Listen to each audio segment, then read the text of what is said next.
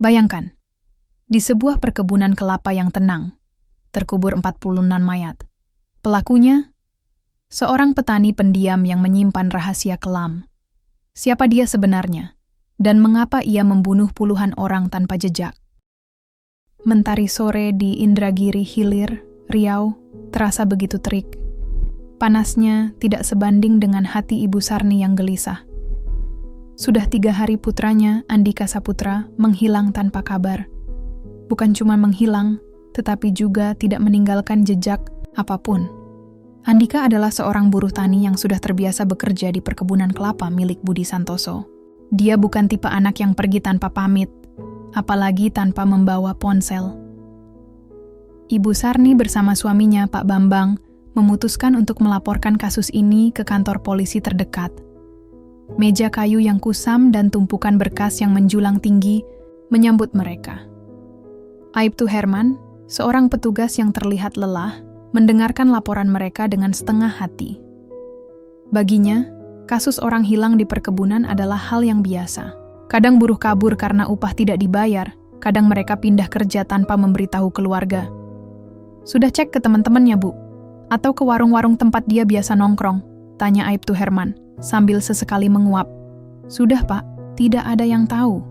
Tapi ada yang aneh, Pak, jawab Ibu Sarni dengan suara bergetar. Kartu bantuan pangan Andika masih aktif. Dan kemarin, ada laporan dari warung Mak Ijah di pasar. Kartu itu dipakai buat beli beras. Aibtu Herman mengerutkan kening. Itu memang aneh. Biasanya, jika seseorang kabur, ia tidak akan meninggalkan jejak finansial, terutama kartu bantuan yang terhubung dengan data diri.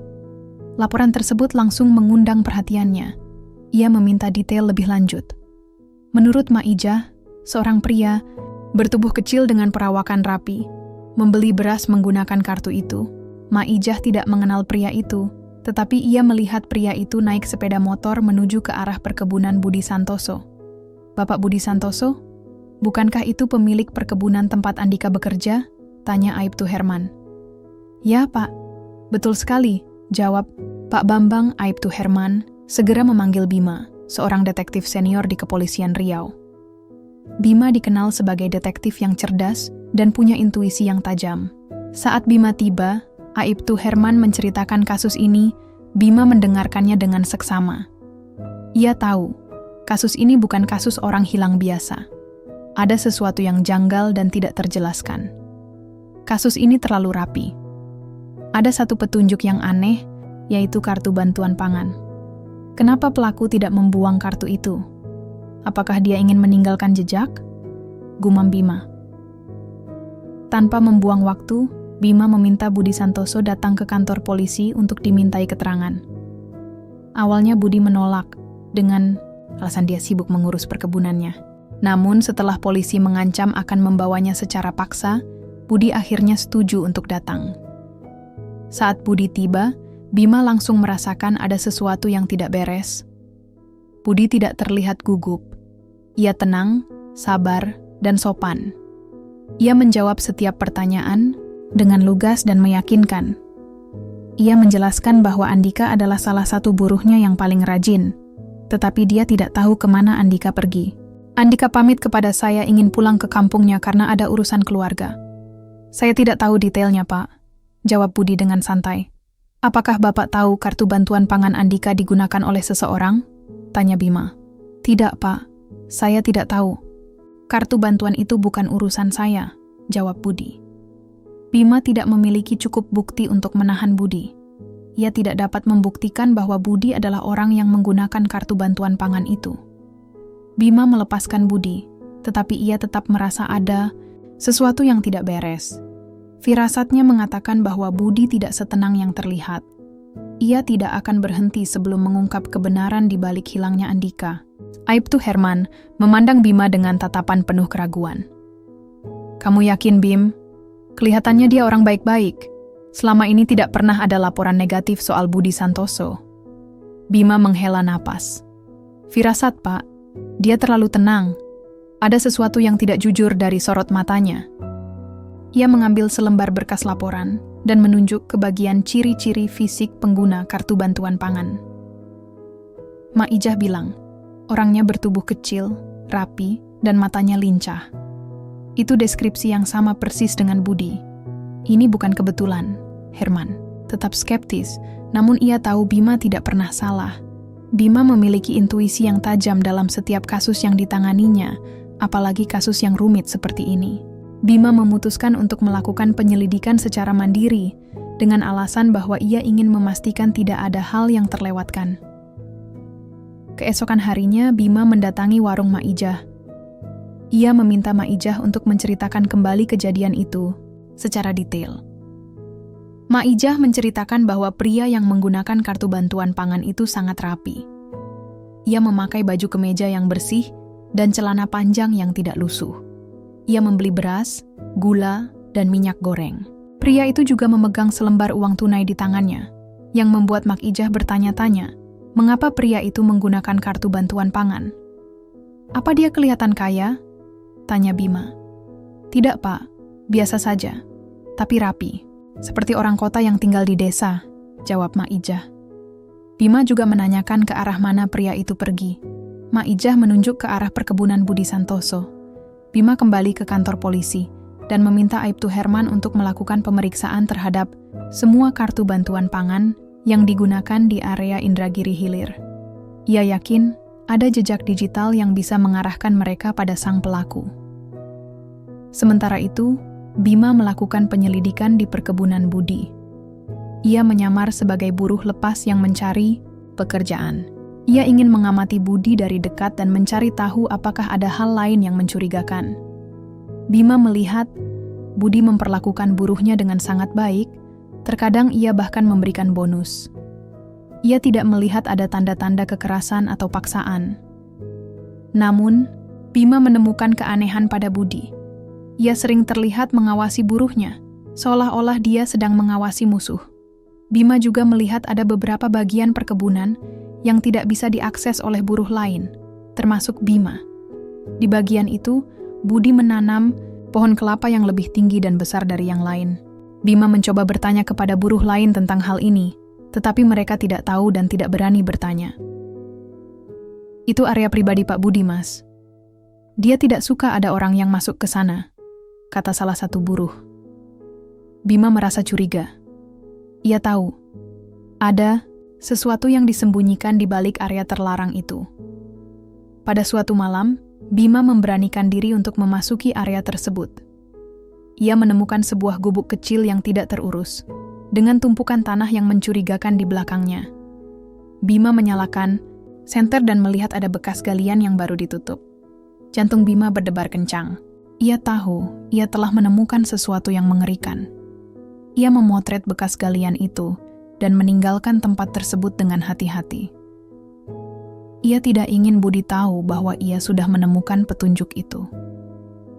Bima kembali ke kantor polisi dan menceritakan semua yang ia temukan. Aibtu Herman dan timnya terkejut. Mereka tidak menyangka bahwa Bima bisa menemukan bukti secepat itu.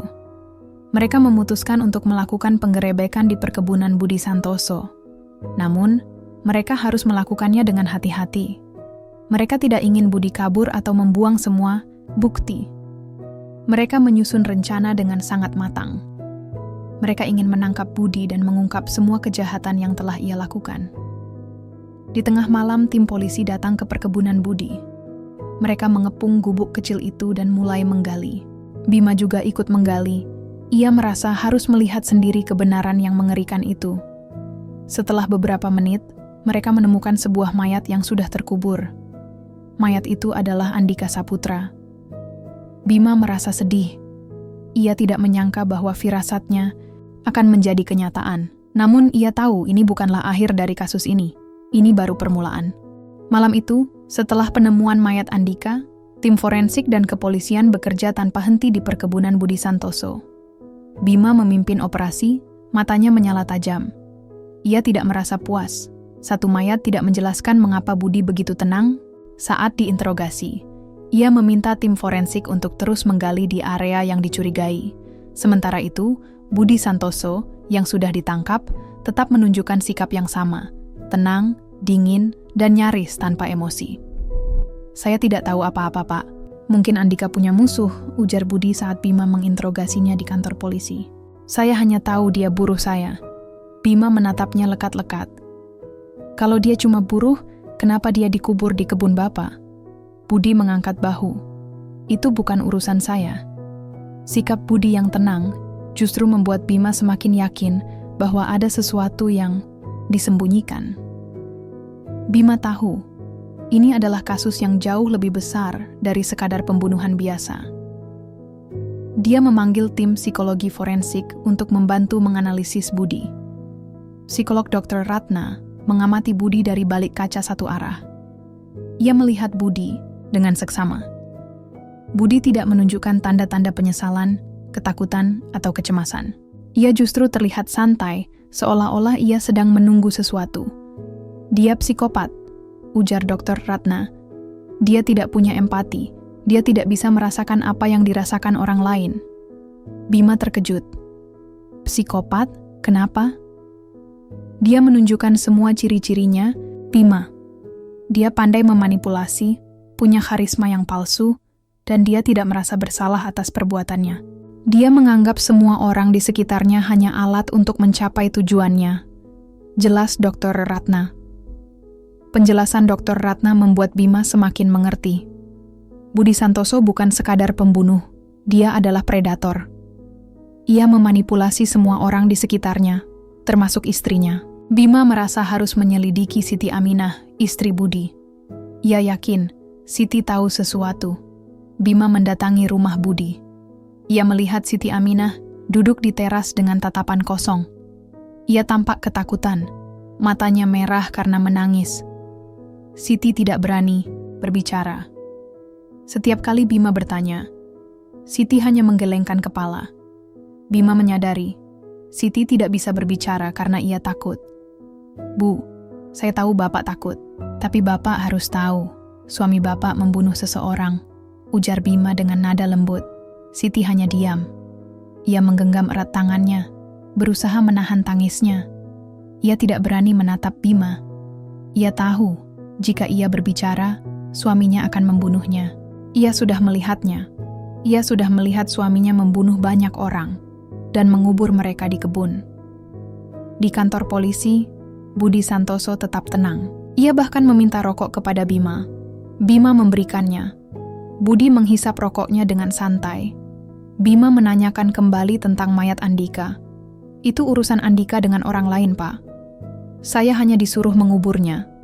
Jawab Budi. Siapa yang suruh? Tanya Bima. Saya tidak tahu, Pak. Dia tidak menyebut namanya. Jawab Budi. Bima frustrasi. Budi tidak akan mengakui apapun. Ia terlalu pintar. Bima memutuskan untuk kembali ke perkebunan. Ia ingin menemukan bukti yang lebih kuat, yang bisa membuat Budi tidak bisa mengelak. Di perkebunan, tim forensik menemukan gundukan tanah yang lebih besar. Mereka mulai menggali dan menemukan mayat-mayat lainnya. Satu persatu, mayat-mayat itu ditemukan. Ada 10, 20, 30, sampai akhirnya mereka menemukan 46 mayat. Semuanya adalah buruh tani yang hilang tanpa jejak. Bima merasa mual. Ia tidak pernah melihat sesuatu yang begitu mengerikan. Puluhan orang dikubur di satu tempat, seperti sampah. Bima tahu, ia harus menyelesaikan kasus ini. Ia harus memastikan Budi dihukum seberat-beratnya. Ia kembali ke kantor polisi dan menginterogasi Budi lagi. 46 mayat. Semuanya buruh yang hilang. Bapak tahu mereka semua? Tanya Bima dengan suara yang menggelegar. Budi Santoso hanya menatapnya, tidak menunjukkan ekspresi apapun. Mereka tidak penting, Pak. Hanya buruh, jawabnya dengan nada dingin. Jawaban Budi membuat Bima geram. Ia menahan diri untuk tidak memukulnya. Bima tahu Budi tidak akan pernah mengakui perbuatannya. Bima tahu ia harus menemukan saksi mata. Ia harus kembali ke Siti Aminah. Ia yakin, hanya Siti yang bisa membongkar kejahatan suaminya. Siti Aminah, istri Budi, duduk di teras rumahnya yang sepi, bagai patung yang terbuat dari ketakutan.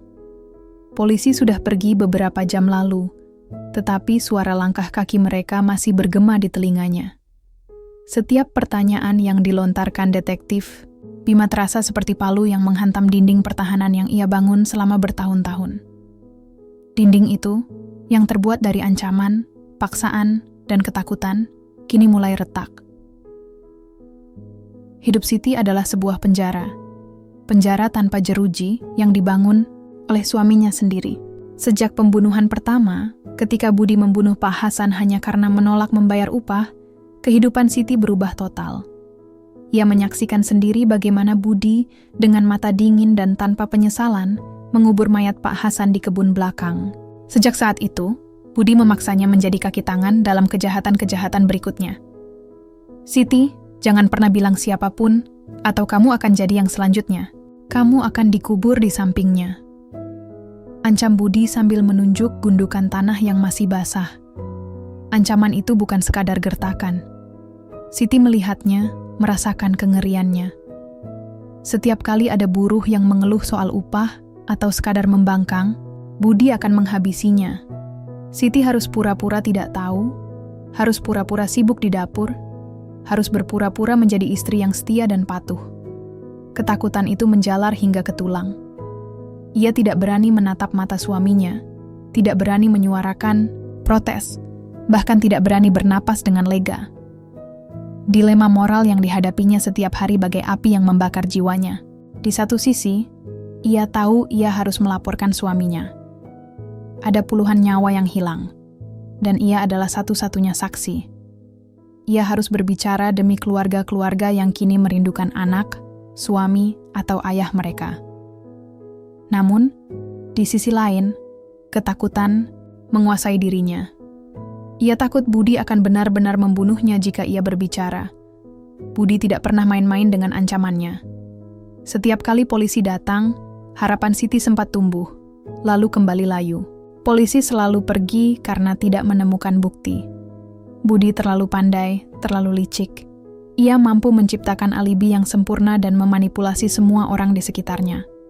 Budi adalah sosok yang sempurna di mata masyarakat. Ramah, suka menolong, dan dermawan. Tidak ada yang akan percaya jika Siti mengatakan kebenaran. Bahkan, mereka mungkin akan menganggapnya gila. Siti mengingat bagaimana Budi menceritakan masa lalunya. Budi, yang saat kecil selalu diintimidasi karena perawakannya yang kecil, kini haus kekuasaan.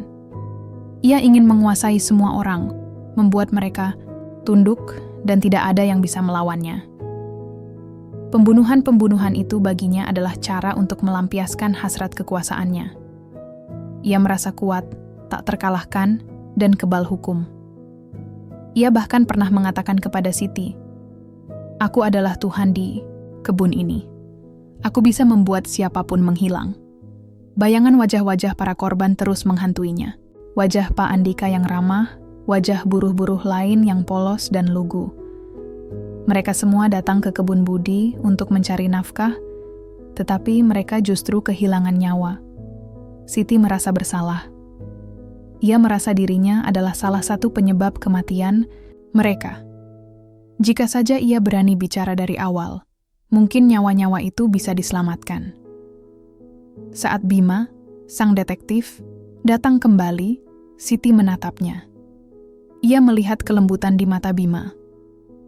Bima bukan hanya seorang polisi yang ingin menangkap penjahat, Yemas muda ingin membantu Siti. Ia memberikannya kartu nama dan berkata, "Jika Bapak butuh bantuan hubungi saya, kami bisa melindungi Bapak."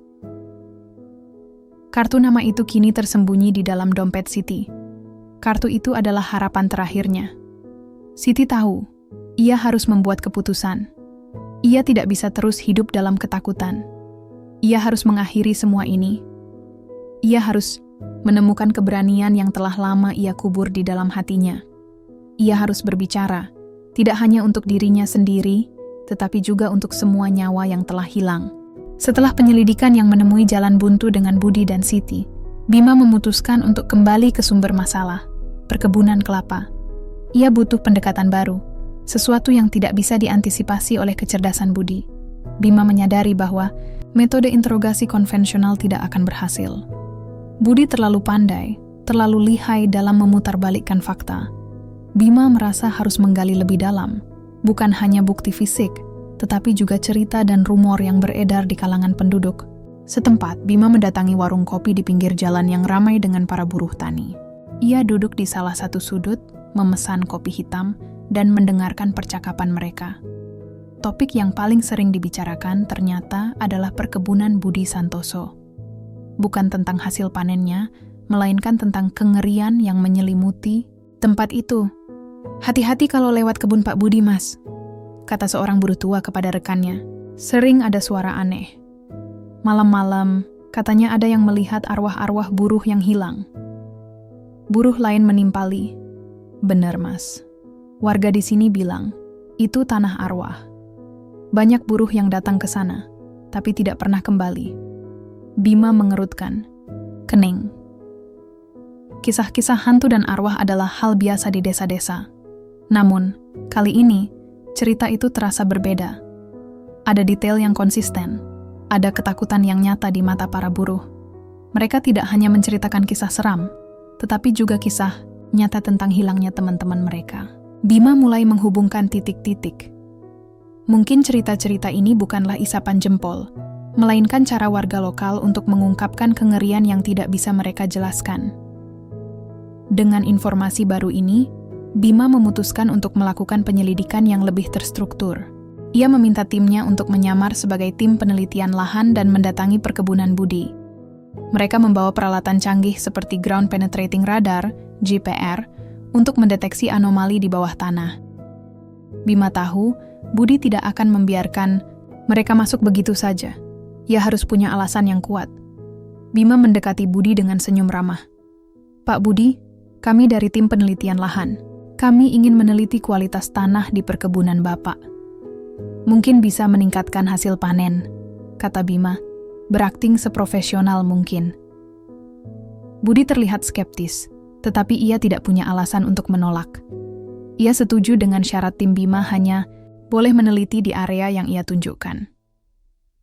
Bima tahu Budi menyembunyikan sesuatu. Ia meminta timnya untuk tetap fokus pada area yang tidak diizinkan oleh Budi.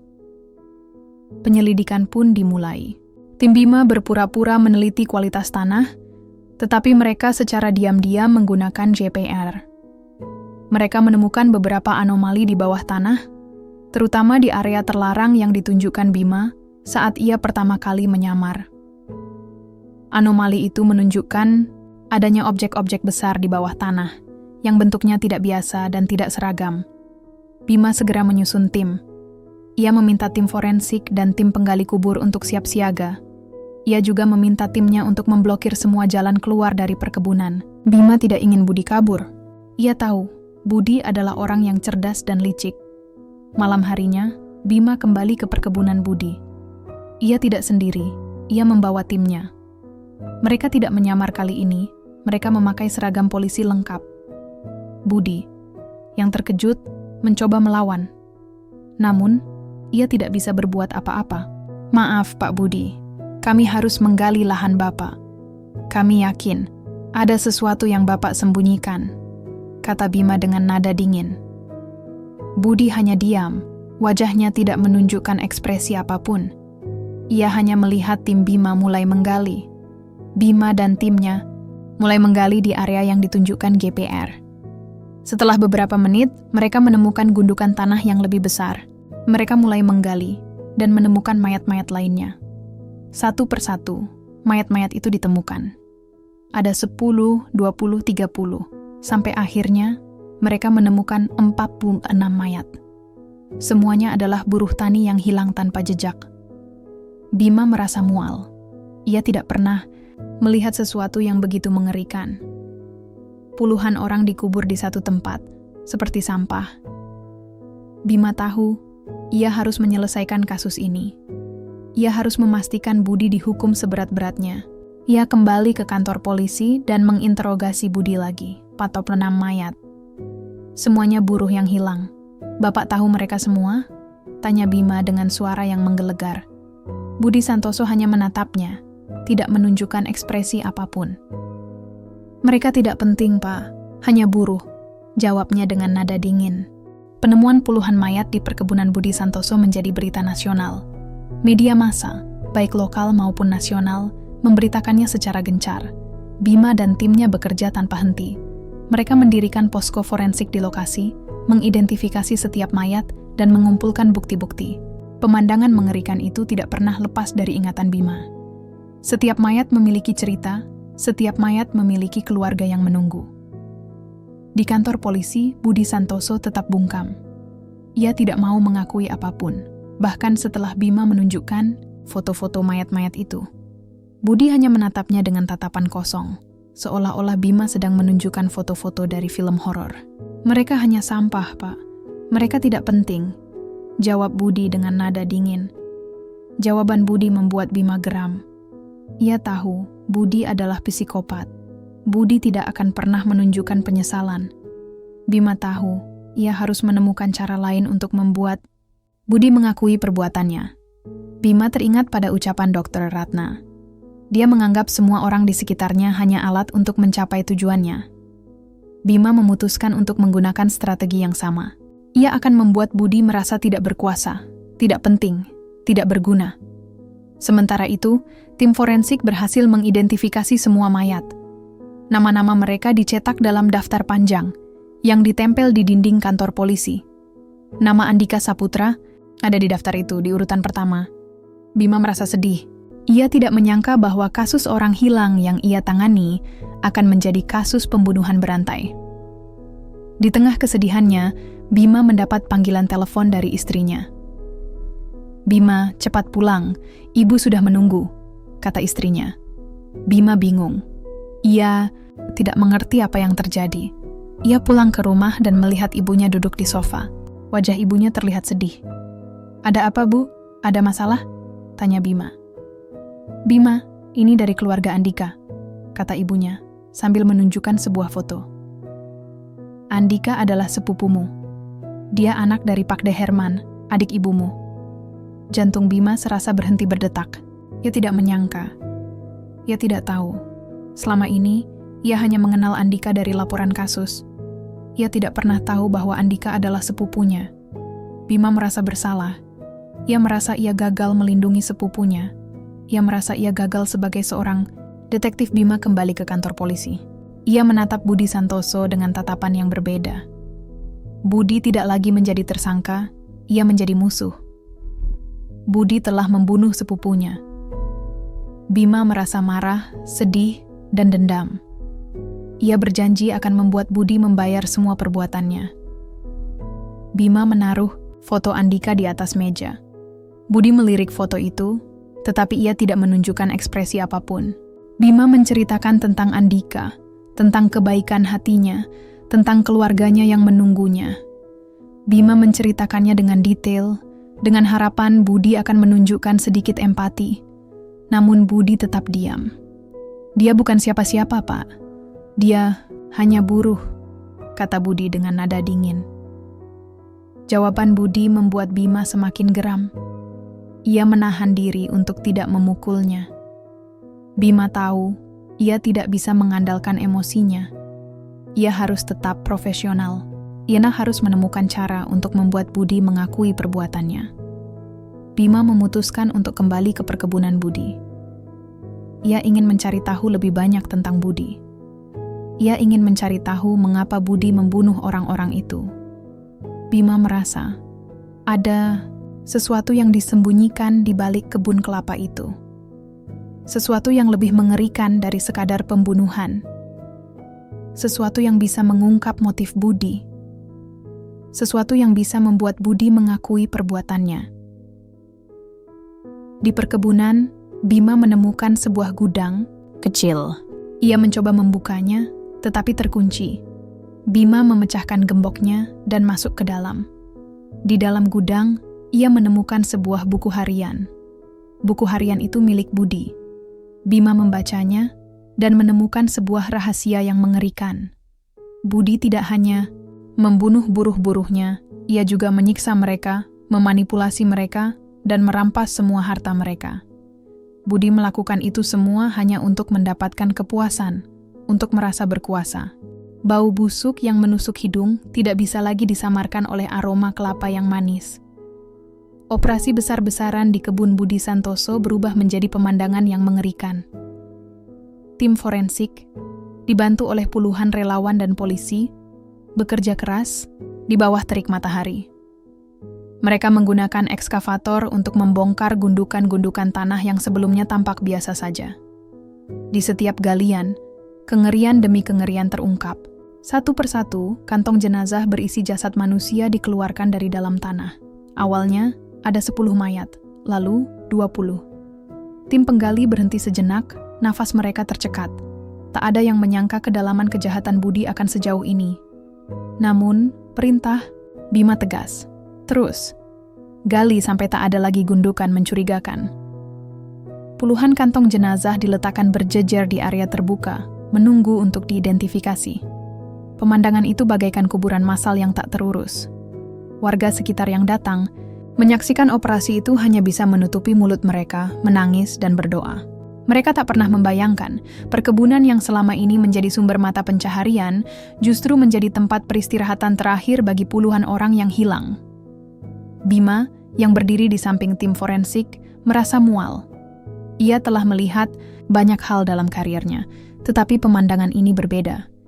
Ini bukan sekadar mayat, tetapi puluhan nyawa yang dihabisi secara kejam dan tak berperasaan. Ia melihat tim forensik mengeluarkan sebuah dompet yang sudah lapuk dari saku salah satu mayat. Di dalamnya, ada kartu identitas atas nama Pak Hasan, buruh yang hilang beberapa tahun lalu. Ia adalah korban pertama Budi, yang diceritakan Siti dalam interogasi awal. Kami menemukan puluhan mayat, Pak Bima. Lapor salah seorang tim forensik dengan suara bergetar. Semuanya adalah buruh tani yang hilang selama beberapa tahun terakhir. Mereka dikubur tanpa pakaian, dan ada tanda-tanda kekerasan pada jasad mereka. Bima mengangguk. Ia sudah menduga hal itu. Ia menatap Budi yang dibawa ke lokasi dengan tangan terikat. Wajahnya tetap datar. Tak ada sedikit pun penyesalan. Budi melihat ke arah kantong-kantong jenazah yang berjejer, tetapi ia tidak menunjukkan emosi apapun. Ia bahkan tersenyum tipis, seolah-olah ia bangga dengan hasil karyanya. Penyelidikan forensik yang lebih mendalam mengungkap identitas semua korban. Daftar nama-nama itu pun terpasang di papan pengumuman. Bima melihat nama-nama itu satu persatu. Ia melihat nama-nama Andika Saputra, Pak Hasan, dan puluhan nama lain yang kini menjadi korban kebiadaban Budi. Penemuan ini menjadi titik balik dalam kasus ini. Pihak kepolisian tidak lagi bisa menganggap Budi sebagai pelaku tunggal. Ada kemungkinan bahwa ada kaki tangan atau orang lain yang terlibat. Bima merasa harus kembali ke Siti Aminah, istri Budi. Ia yakin Siti tahu lebih banyak dari yang ia katakan. Ia harus meyakinkan Siti untuk berbicara. Di ruang interogasi, Bima menunjukkan foto-foto mayat-mayat itu kepada Budi. Budi hanya menatapnya, tidak menunjukkan ekspresi apapun. Bima menceritakan kisah-kisah para korban, tentang keluarga yang menunggu, tentang anak-anak yang kini menjadi yatim. Bima berharap Budi akan menunjukkan sedikit rasa kemanusiaan. Namun, Budi tetap diam. Saya tidak kenal mereka, Pak. Mereka hanya buruh, jawab Budi dengan nada dingin. Jawaban Budi membuat Bima merasa frustrasi. Ia tahu, Budi tidak akan pernah mengakui perbuatannya. Bima tahu, ia harus mencari cara lain. Ia harus menemukan saksi, mata, yang bisa membongkar kejahatan Budi. Bima yakin, hanya Siti yang bisa membongkar kejahatan suaminya. Penemuan 46 mayat di perkebunan Budi Santoso menjadi sorotan media dan publik. Kasus ini bukan lagi hanya kasus kriminal biasa, melainkan tragedi nasional. Bima dan timnya bekerja siang dan malam, menganalisis setiap bukti, dan mencari motif di balik kejahatan yang mengerikan ini. Namun Budi tetap bungkam, tidak menunjukkan penyesalan, dan tidak mau bekerja sama. Ia hanya duduk di ruang interogasi, seolah-olah ia adalah penonton dalam film yang ia bintangi sendiri. Bima frustrasi, ia sudah mencoba segala cara, dari pendekatan, persuasif hingga tekanan psikologis, tetapi Budi tidak bergeming. Bima tahu ada sesuatu yang hilang dari teka-teki ini. Ia kembali ke kantor polisi dan meninjau kembali semua berkas kasus. Ia meninjau kembali laporan orang hilang, laporan forensik, dan semua bukti yang mereka kumpulkan. Saat ia melihat daftar nama-nama korban, Ia melihat nama Andika Saputra. Jantung Bima berdebar kencang. Ia teringat akan ucapan ibunya, Andika adalah sepupumu. Bima tidak tahu bagaimana harus bereaksi. Ia merasa marah, sedih, dan bersalah. Ia tidak menyangka bahwa kasus yang ia tangani adalah kasus pembunuhan sepupunya sendiri. Bima merasa harus membalas dendam. Ia tidak bisa membiarkan Budi lolos dari hukuman. Ia harus memastikan Budi membayar semua perbuatannya. Bima merasa, ini bukan lagi tentang pekerjaan, ini tentang keadilan, tentang keluarga, tentang Andika. Bima kembali ke ruang interogasi. Kali ini, ia tidak membawa berkas kasus. Ia membawa sebuah foto. Foto Andika Saputra, sepupunya. Budi melirik foto itu, tetapi ia tidak menunjukkan ekspresi apapun. Bima menceritakan tentang Andika, tentang kebaikan hatinya, tentang keluarganya yang menunggunya. Bima menceritakannya dengan detail, dengan harapan Budi akan menunjukkan sedikit empati.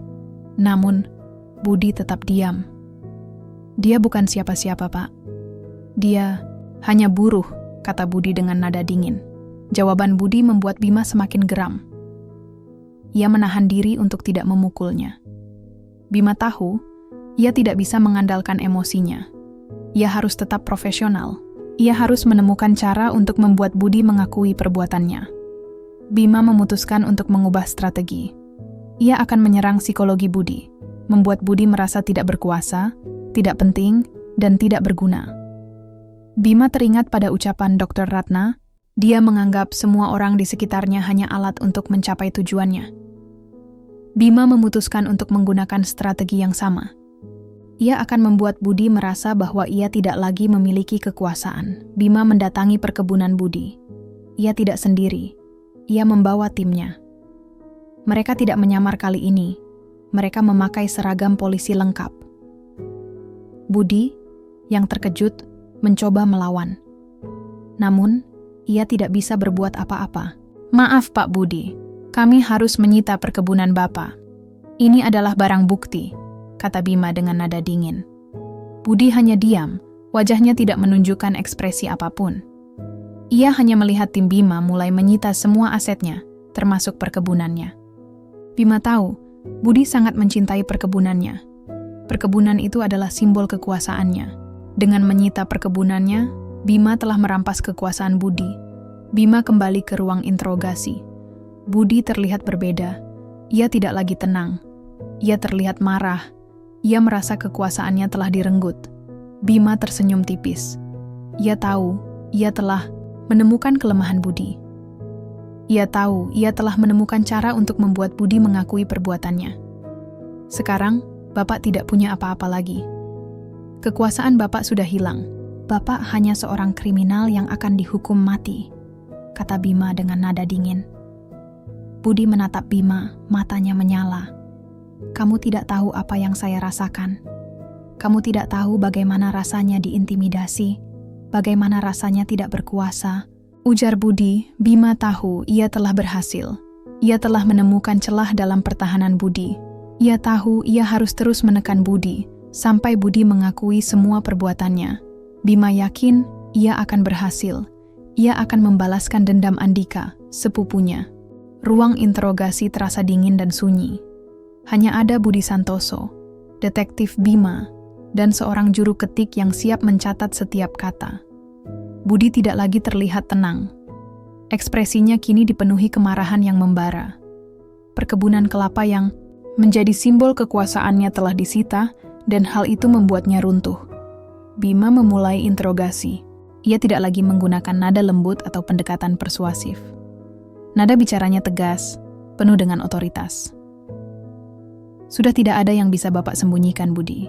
Kami sudah menemukan 46 mayat di kebun Bapak. Kami juga sudah menyita semua aset Bapak. Sekarang, ceritakan semuanya. Kenapa Bapak membunuh mereka? Budi menatap Bima dengan mata menyala. Kamu tidak akan mengerti, Pak Bima. Kamu tidak tahu rasanya diintimidasi, ditertawakan, dan dianggap remeh. Ucap Budi, suaranya bergetar. Dulu, saya selalu menjadi yang terlemah. Saya tidak punya kekuasaan. Saya tidak bisa melawan. Bima mendengarkan dengan seksama. Ia tahu, ia telah berhasil menyentuh sisi psikologis Budi. Lalu, apa yang membuat Bapak berubah? Budi menghela napas. Ia mulai menceritakan masa lalunya yang kelam. Saya tumbuh sebagai anak yang manja dan terlindungi, tapi saya sering diintimidasi karena perawakan saya yang kecil. Setiap hari saya merasa tidak berdaya. Saya ingin membuktikan kepada mereka semua bahwa saya bisa menjadi yang terkuat, bahwa saya bisa menjadi yang paling berkuasa. Bima mengangguk. Jadi, Bapak membunuh mereka untuk mendapatkan kekuasaan? Budi tersenyum tipis.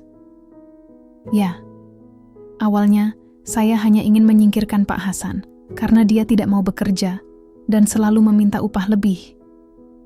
Saya membunuhnya, dan saya merasa terbebaskan. Saya merasakan sensasi kekuasaan yang selama ini saya dambakan. Saya merasa kuat, tidak terkalahkan, dan kebal hukum. Pengakuan Budi membuat Bima merinding. Budi tidak menunjukkan penyesalan sedikit pun. Ia menceritakan setiap pembunuhan dengan detail, seolah-olah ia sedang menceritakan kisah sukses. Ia menceritakan bagaimana ia memanipulasi para buruhnya, bagaimana ia menguras semua harta mereka, dan bagaimana ia mengubur mereka di kebunnya. Mereka tidak penting, Pak. Mereka hanya buruh, ucap Budi dengan nada dingin. Mereka hanya alat untuk saya. Bima menunjukkan foto Andika Saputra. Dia adalah sepupu saya.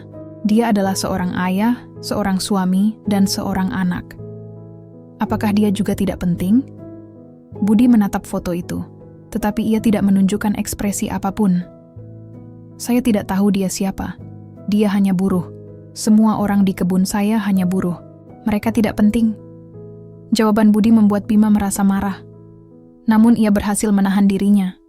Ia tahu, emosi tidak akan membantu. Bima terus menekan Budi dengan pertanyaan-pertanyaan yang spesifik tentang setiap pembunuhan. Budi menjawab setiap pertanyaan dengan lugas dan meyakinkan. Ia menceritakan bagaimana ia membunuh setiap korban, bagaimana ia membuang mayatnya, dan bagaimana ia membersihkan jejaknya. Interogasi berlangsung selama berjam-jam. Budi mengakui semua perbuatannya, tetapi ia tidak menunjukkan penyesalan. Ia menganggap semua korbannya tidak penting. Ia merasa ia telah melakukan hal yang benar. Ia merasa ia telah mendapatkan apa yang ia inginkan, kekuasaan. Bima menyelesaikan interogasinya. Ia merasa lelah, tetapi ia juga merasa puas. Ia telah mendapatkan semua pengakuan yang ia butuhkan. Ia telah mendapatkan keadilan untuk Andika dan 45 korban lainnya. Bima tahu Budi akan dihukum mati. Namun, ia juga tahu Budi tidak akan pernah menyesali perbuatannya. Budi adalah psikopat, dan ia akan mati sebagai psikopat. Penangkapan Budi Santoso dan pengakuannya yang dingin menjadi awal dari babak baru. Persidangan. Namun, jaksa penuntut umum menghadapi tantangan besar. Meskipun Budi sudah mengakui perbuatannya, pengakuan di bawah interogasi bisa saja dicabut di pengadilan. Mereka membutuhkan saksi kunci yang bisa memberikan kesaksian langsung dan memperkuat semua bukti yang ada. Satu-satunya orang yang bisa melakukan itu adalah Siti Aminah, istri Budi. Bima mendatangi Siti Aminah di rumahnya, yang kini dijaga ketat oleh polisi. Siti masih terlihat ketakutan. Ia duduk di kursi, matanya kosong, seperti jiwa yang telah lama terkunci. Bima duduk di hadapannya mencoba membangun kepercayaan yang ia tahu sangat rapuh. "Bu Siti, kami membutuhkan kesaksian Ibu di pengadilan," kata Bima. Suaranya lembut.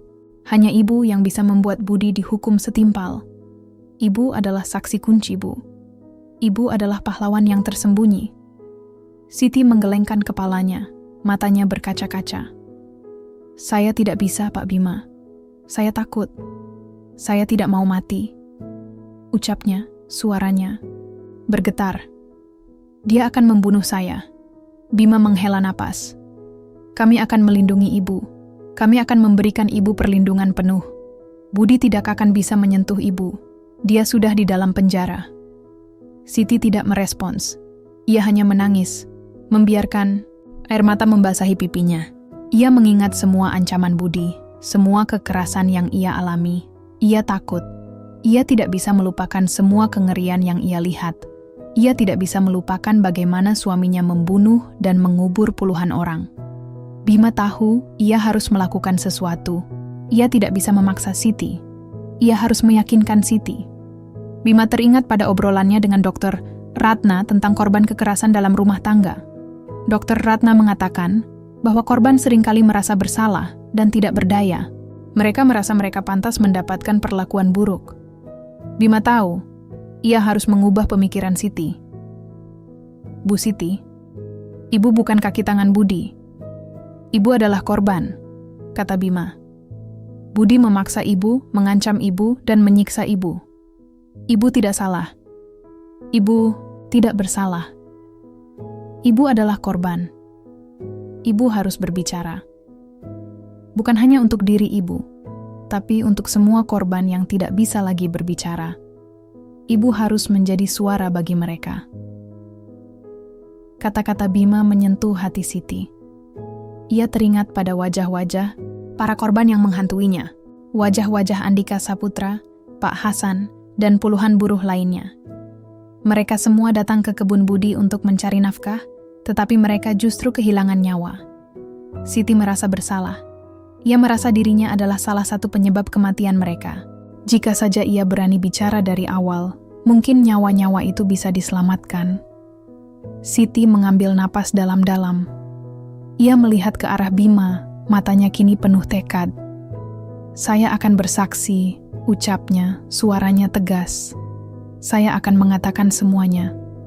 Keputusan Siti membuat Bima merasa lega. Ia tahu, mereka sudah mendapatkan saksi kunci. Mereka sudah memiliki bukti yang kuat. Mereka sudah memiliki semua yang mereka butuhkan untuk menghukum Budi Santoso. Di pengadilan, Siti Aminah memberikan kesaksiannya. Ia menceritakan semuanya, dari pembunuhan pertama hingga pembunuhan terakhir.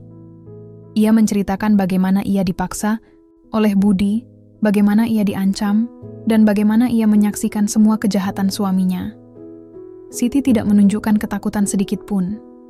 Ia berbicara dengan lantang, dengan tegas, dan dengan emosi. Kesaksian Siti membuat semua orang di pengadilan terkejut. Mereka tidak menyangka bahwa Budi, yang terlihat seperti orang baik-baik, adalah monster. Kesaksian Siti juga membuat jaksa penuntut umum memiliki bukti yang tidak terbantahkan. Mereka tahu, Budi tidak bisa mengelak lagi. Budi hanya bisa diam, wajahnya tidak pucat. Ia tidak menyangka bahwa istrinya akan berani melawannya. Ia tidak menyangka bahwa ia akan dikhianati oleh orang yang paling ia percaya. Ruang pengadilan dipenuhi ketegangan. Media berkerumun, keluarga korban menangis, dan mata semua orang tertuju pada Budi Santoso yang duduk di kursi terdakwa. Ia masih mengenakan kemeja putih yang sama seperti saat ditangkap, namun kini terlihat kotor dan lusuh. Wajahnya yang dulu tenang kini menunjukkan kemarahan terpendam, terutama saat menatap Siti Aminah yang duduk di kursi saksi. Jaksa penuntut umum memulai argumennya. Yang mulia, kita telah mendengar kesaksian dari Siti Aminah, istri terdakwa. Ia menceritakan bagaimana ia dipaksa untuk merahasiakan semua kejahatan suaminya. Ia adalah saksi kunci, dan kesaksiannya didukung oleh bukti-bukti forensik yang telah kita lihat, termasuk 46 mayat yang ditemukan di perkebunan terdakwa. Budi tidak bergeming. Pengacaranya berusaha membela diri dengan argumen bahwa Budi mengalami tekanan psikologis dari istrinya. Namun jaksa membantah argumen itu dengan menunjukkan bukti-bukti kekerasan yang dialami Siti Aminah. Saat Siti dipanggil untuk memberikan kesaksian, ia tampak lebih kuat dari sebelumnya. Ia menatap Budi tanpa rasa takut. Dia mengancam saya, Yang Mulia. Dia bilang, jika saya berani bicara, saya akan jadi yang selanjutnya, ucapnya. Saya tidak punya pilihan lain, saya harus diam. Tapi saya tidak bisa lagi melihatnya membunuh orang-orang yang tidak bersalah. Saya tidak bisa lagi hidup dalam ketakutan. Kesaksian Siti sangat emosional. Ia menceritakan bagaimana Budi membunuh Pak Hasan hanya karena menolak membayar upah. Bagaimana Budi menyiksa dan mengubur para korbannya. Ia menceritakan semuanya dengan detail, dan suaranya yang bergetar penuh dengan emosi. Budi hanya diam, wajahnya pucat. Ia tidak menyangka bahwa istrinya akan berani melawannya. Ia tidak menyangka bahwa ia akan dikhianati oleh orang yang paling ia percaya. Bima, yang duduk di belakang, menatap Budi dengan tatapan dingin. Ia merasa puas. Ia tahu, ia telah mendapatkan keadilan untuk Andika dan 45 korban lainnya. Bima tahu, Budi akan dihukum mati. Namun ia juga tahu, Budi tidak akan pernah menyesali perbuatannya. Budi adalah psikopat, dan ia akan mati sebagai psikopat. Setelah mendengarkan semua kesaksian dan bukti-bukti, majelis hakim akhirnya menjatuhkan vonis. Berdasarkan bukti-bukti yang tidak terbantahkan dan kesaksian dari saksi kunci, kami menyatakan terdakwa Budi Santoso bersalah atas pembunuhan berencana 46 korban. Kami menjatuhkan hukuman mati, kata hakim ketua. Suara gemuruh dan tangisan memenuhi ruang pengadilan. Keluarga korban menangis, tetapi kali ini mereka menangis karena lega. Mereka akhirnya mendapatkan keadilan. Sementara itu, Budi hanya diam, wajahnya pucat. Ia tidak menunjukkan emosi apapun. Ia hanya menatap hakim dengan tatapan kosong, seolah-olah ia tidak peduli. Sementara itu, Siti Aminah dibebaskan dari semua tuduhan. Hakim menyatakan, Siti Aminah adalah korban kekerasan dalam rumah tangga. Ia tidak bersalah. Ia hanya dipaksa oleh suaminya. Siti merasa lega. Ia akhirnya bebas dari penjara yang dibangun oleh suaminya. Ia akhirnya bisa memulai hidup baru tanpa ketakutan. Bima mendatangi Siti. Ia menatapnya dengan bangga. Terima kasih, Bu Siti. Ibu adalah pahlawan. Ucapnya Siti hanya tersenyum tipis. Ia tidak bisa berkata-kata. Ia hanya bisa menangis. Ia tahu, ia telah melakukan hal yang benar. Ia telah membalaskan dendam para korban. Ia telah mendapatkan kebebasan. Waktu terus berjalan. Budi Santoso dieksekusi, dan kisahnya yang mengerikan menjadi catatan kelam dalam sejarah kriminal Riau. Perkebunan kelapa, yang dulunya menjadi sumber mata pencaharian kini dikenal dengan sebutan Tanah Arwah oleh penduduk setempat. Tak ada lagi yang berani mengolah lahan itu. Angin yang berembus di antara pepohonan kelapa seolah membawa bisikan-bisikan duka dari para korban. Nama itu, Tanah Arwah, menjadi pengingat yang kelam dan permanen akan tragedi yang mengerikan. Beberapa bulan setelah persidangan, Bima mendatangi rumah sederhana yang baru dihuni Siti Aminah di sebuah kota kecil, jauh dari Indragiri Hilir. Bima datang bukan sebagai polisi, tetapi sebagai teman. Ia melihat Siti, yang kini mengenakan jilbab berwarna cerah, sedang menyiram bunga-bunga di halaman rumahnya. Ada kedamaian di wajahnya, meskipun matanya masih menyimpan kesedihan yang mendalam. "Halo Bu Siti," sapa Bima. Siti menoleh, dan senyum tulus merekah di wajahnya. "Pak Bima," balasnya, "silakan masuk." Mereka duduk di teras. Bima melihat sekeliling. Rumah itu sederhana, tetapi bersih dan rapi. Di dinding, terpajang beberapa foto Siti saat masih muda, di samping foto kedua orang tuanya. Bima tahu, ini adalah awal dari kehidupan baru Siti. "Bagaimana kabar Ibu?" tanya Bima. "Sudah lebih baik, Pak," jawab Siti. "Saya masih sering mimpi buruk, tapi saya sudah tidak takut lagi. Saya tahu saya sudah melakukan hal yang benar. Saya sudah mendapatkan kebebasan saya." Siti menceritakan bagaimana ia perlahan-lahan menyembuhkan traumanya. Ia mulai berkebun, membaca buku, dan bergabung dengan komunitas perempuan di kota itu. Ia juga mulai berani berbicara tentang masa lalunya, bukan untuk mencari simpati, tetapi untuk memberikan kekuatan kepada perempuan lain yang menjadi korban kekerasan. "Saya ingin mereka tahu, Pak, bahwa mereka tidak sendiri, bahwa mereka bisa melawan," ucap Siti, matanya berbinar. Bima mengangguk. Ia tahu, Siti telah menjadi pahlawan. Ia telah menjadi suara bagi para korban. Ia telah memberikan harapan bagi perempuan lain yang hidup dalam ketakutan. Bima menceritakan tentang Andika, sepupunya. "Dia orang yang baik, Bu," ucap Bima. "Dia selalu membantu orang lain. Saya menyesal tidak bisa melindunginya." Siti menatap, Bima dengan lembut. Bapak sudah melakukan yang terbaik. Bapak sudah memberikan keadilan untuk Andika dan semua korban lainnya. Bapak adalah pahlawan. Bima tersenyum. Ia tidak tahu harus berkata apa. Ia hanya merasa lega. Ia merasa kasus ini telah memberikannya pelajaran berharga. Ia belajar bahwa kejahatan bisa bersembunyi di mana saja, bahkan di balik senyum yang paling ramah. Ia juga belajar bahwa keberanian bisa datang dari tempat yang paling tidak terduga, bahkan dari seorang wanita yang hidup dalam ketakutan. Sebelum pergi, Bima memberikan Siti sebuah amplop.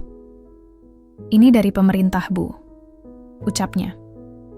Ini adalah bantuan untuk memulai hidup baru. Gunakan ini untuk apapun yang Ibu inginkan. Siti tidak mau menerimanya, tetapi Bima bersikeras. Ini adalah hak Ibu. Ibu pantas mendapatkan ini. Siti akhirnya menerima amplop itu, air matanya menetes. Terima kasih, Pak Bima. Terima kasih banyak. Bima mengangguk. Saya akan kembali lagi, Bu, ucapnya. Siti tersenyum. Ia merasa tidak lagi sendiri. Ia merasa ia punya teman, ia punya keluarga. Ia merasa ia sudah siap untuk memulai babak baru dalam hidupnya. Di perjalanan pulang, Bima merenung. Ia menyadari bahwa kisah Budi Santoso bukanlah hanya tentang pembunuhan berantai. Itu adalah kisah tentang dampak trauma masa lalu, tentang kekerasan dalam rumah tangga, dan tentang pentingnya berani melawan ketidakadilan. Ia tahu, ia tidak akan pernah melupakan kasus ini.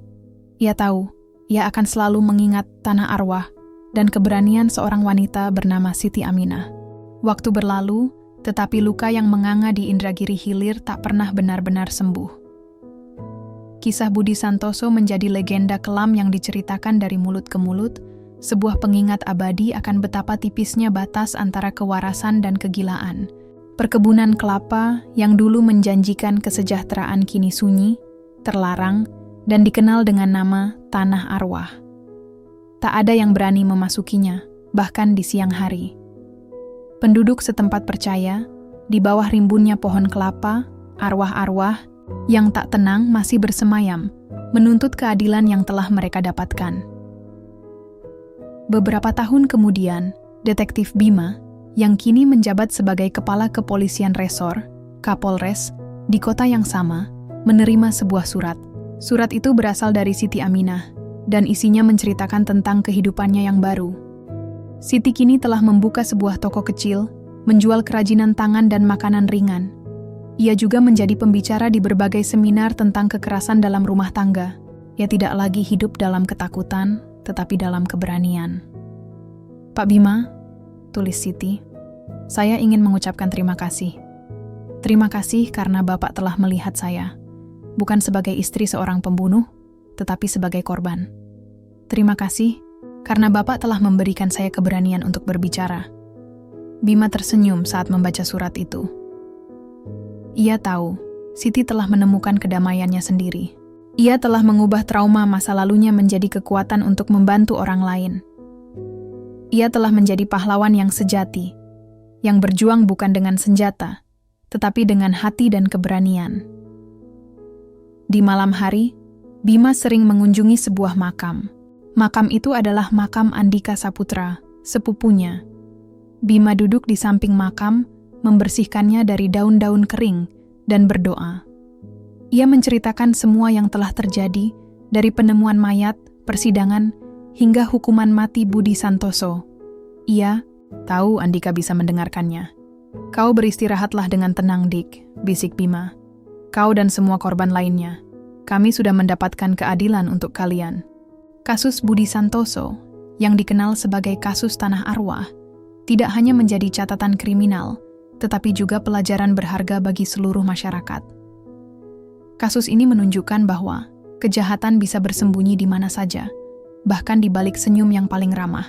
Kasus ini juga menunjukkan bahwa trauma masa lalu bisa menjadi pemicu kejahatan yang mengerikan. Namun, yang paling penting, kasus ini menunjukkan bahwa keberanian bisa datang dari tempat yang paling tidak terduga. Keberanian seorang wanita bernama Siti Aminah yang berani melawan suaminya sendiri, dan keberanian seorang detektif bernama Bima yang berani melawan sistem. Mereka berdua bersama-sama telah mengukir sejarah. Di tanah arwah, kini hanya ada keheningan. Namun, di hati Bima, Siti, dan keluarga para korban, ada suara yang takkan pernah padam. Suara keadilan. Suara yang mengatakan bahwa kejahatan tidak akan pernah menang, bahwa kebenaran akan selalu terungkap, dan bahwa keberanian akan selalu membuahkan hasil.